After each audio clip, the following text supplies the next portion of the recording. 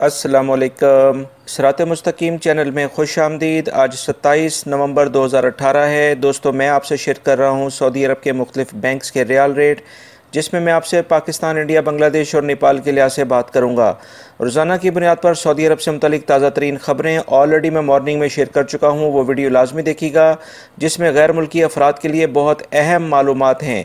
दोस्तों, रियाल रेट के लिहाज से सबसे पहले हम बांग्लादेश के लिहाज से बात करते हैं। जाज बैंक दे रहा है 22.07, Fawri bank 22.23, Tele Money 22.05, NCB Quick Pay 22.03, Tahweel Al Rajhi 22.10, Express Money 22.10, Western Union 22.31, MoneyGram 22.13 का रियाल रेट दे रहे हैं। पाकिस्तान के लिहाज से इंजाज bank 35.33, Fawri bank 35.35, Tele Money 35.04, NCB Quick Pay 34.74, Tahweel Al Rajhi 35.21, Express Money 35.21, Western Union 35.25, MoneyGram 35.15 और National Bank of Pakistan Riyadh में Olaya street पे ये ब्रांच है 35.25 का रियाल रेट दे रहे हैं।